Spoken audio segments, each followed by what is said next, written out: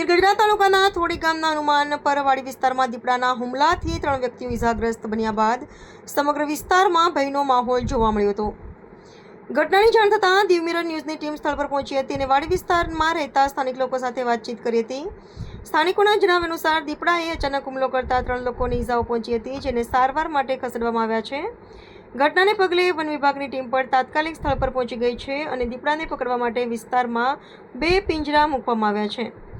બાબરિયા રેન્જના આરએફઓ પ્રજાપતિની હાજરીમાં વન વિભાગ દ્વારા સતત મોનિટરિંગ કરવામાં આવી રહ્યું છે.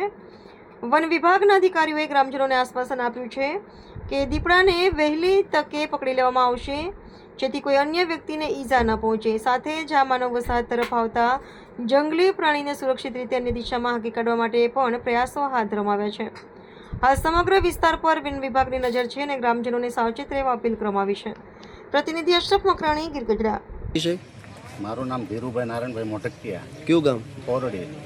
હવે શું બનાવ હતો? બનાવમાં તો એવું હતું કે મારા ભાઈ 10-11 વાગે ત્યાં માલ હાટું નિરણ વાટવા ગયા હતા, બરાબર. તો બાજુમાં પહેલાં વિખાય છે, એ પણ એને કાંઈ ખબર નથી. તો એ નીણ વાટતા જ્યાં એમ કે આવીને દીપડો સીધો એ આ રીતનો માથે તળાપ મારીને જીવલેણ હુમલો કર્યો. એમ બાજુમાં કોને વિખાતા? બાજુમાં લાખાભાઈ દુધાભાઈના દીકરા માલાભાઈ લાખાભાઈ ને જયંતિભાઈના છોકરા, શું નામ છે? દિવ્યેશભાઈ જયંતિભાઈ મોટકિયા. પહેલી જ ફેરી બનાવ બન્યો? આ દીપડો પહેલી જ ફેરી દેખાણો? નહીં, દીપડો આ પહેલાં છે ને 10 દિવસ પહેલાં પણ બાજુના જે કેળુમાં હતો ને એમાં રહેતો, બરોબર. ત્યાં પિંજરું પણ મૂકેલું, પણ આ લોકો કંઈ ધ્યાન આપતા નથી. તમે જાણ કરી હતી વન વિભાગને? હા, અમારે એ લોકોએ જાણ કરી છે, જે ખેતરવાળા છે ને એ લોકોએ પિંજરું મુકાવ્યું હતું એમ. પણ છતાં આ લોકોએ કંઈ ધ્યાન આપ્યું નહીં. હવે અત્યારે અધિકારીઓ જેમ લાગ્યા એમ જોડે એમ. હવે એ આમ તેમ લેવું કરે છે. અટાણે કેટલા જણાની ઈજા પહોંચાડી? અત્યારે 3 લોકોને તો ઈજા પહોંચાડી છે ને હજી શું કરે એ કોને ખબર. એમાંથી 3 ગીર ગઢડા હોસ્પિટલમાં છે. 2 જણા ગીર ગઢડા છે ને એક ભાઈને અમારા મોટા ભાઈ છે એને ઉના લઈ ગયા છે. અને વધારે ઈજા પહોંચાડી છે? એને વધારે લાગેલું છે. મારું નામ મોટકિયા ગેલુભાઈ પૂનાભાઈ, ગામ થોડી.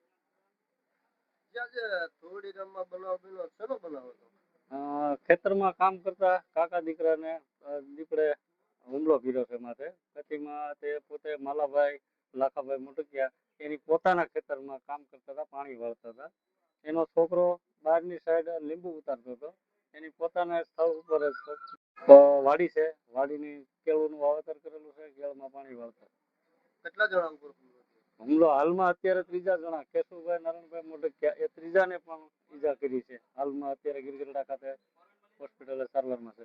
વન વિભાગને જાણ કરેલી? વન વિભાગને જાણ કરી, કર્મચારીઓ બધા હાજર છે, પોતે સારવારમાં પણ છે, ત્યાં પણ છે. નમસ્તે મિત્રો, હું છું ચાંદની પરમાર. આપની મનપસંદ ચેનલ એટલે કે દીવ મિરર ન્યૂઝ ચેનલને લાઈક કરો, શેર કરો અને ફોલો કરો.